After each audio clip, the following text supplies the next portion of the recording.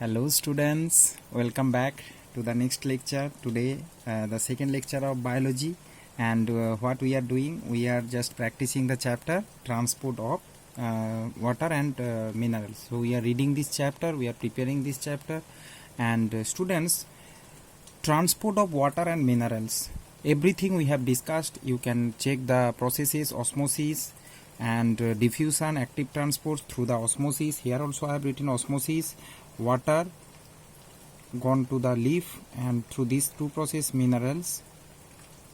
Okay, so what is this, students? There is a outline, a tabular form, a table I have prepared here. You can see there it has shown that in this diagram that transportation in plants, you know that two types of transport is there. One is water and minerals, another one is food. So when water and minerals used to transport, that is two process. One is, you know that here some tissues is responsible for this conduction, process of conduction, means transport from the root to the leaf. That conduction process, some tissues, that they are known as xylem tissue. So xylem is responsible for the transport of water and minerals. And you know that it is also anti-gravity process, means from root towards the leaf. So against the gravity it takes place, and that's why some pull or some pull needed, or some pressure difference is there, which causes this force, this process. And that are, one is caused by the transpiration, another is root pressure. Root pressure already we have discussed. Osmosis, it is causes root pressure.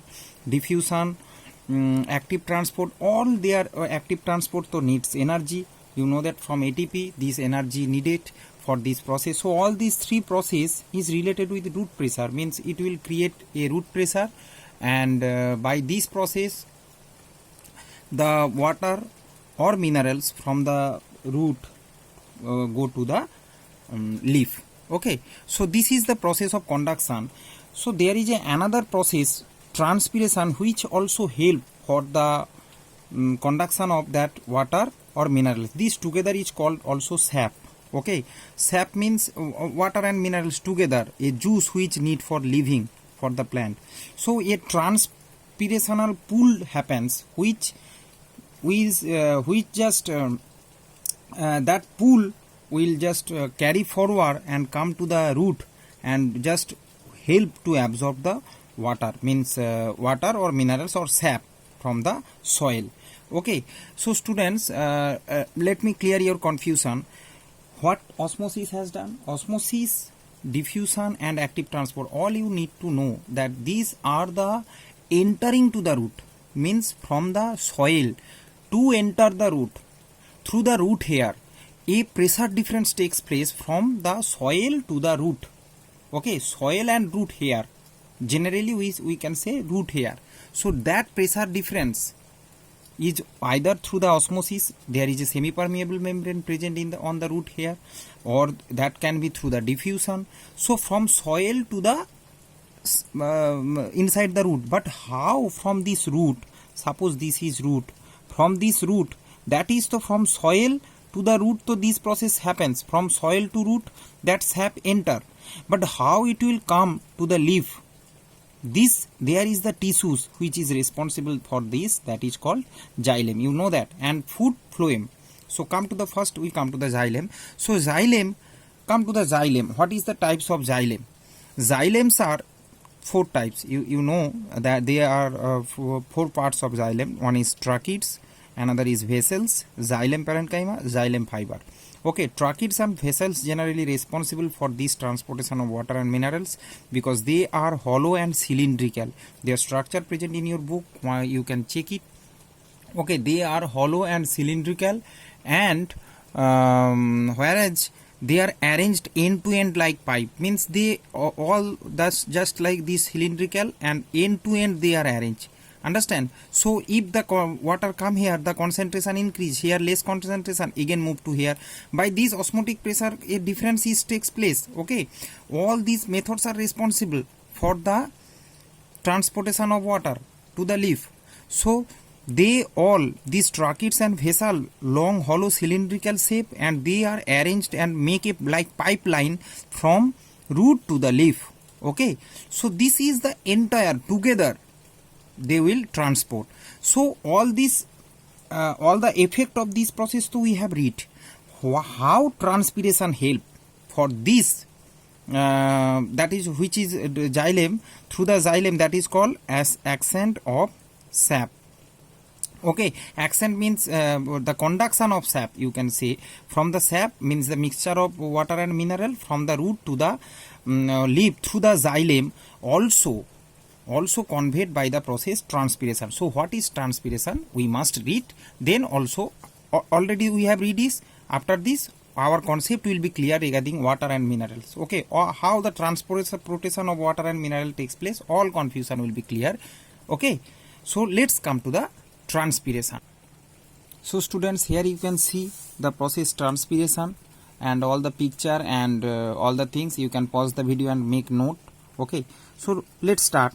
Transpiration is the process of loss of water in the form of water vapor from the aerial part of a plant.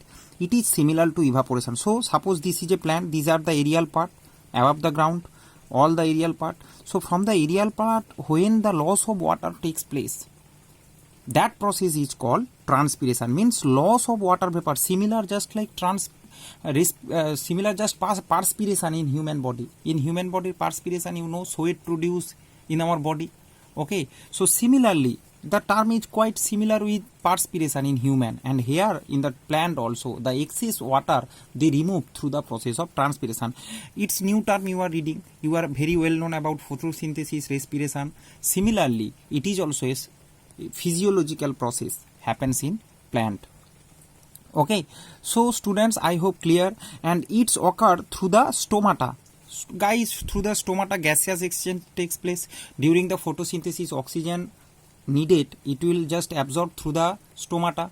Similarly, when excess water is there, that will also evaporates or going out through the stomata. So it will multiple purpose, it will help the plant, means the leaf also.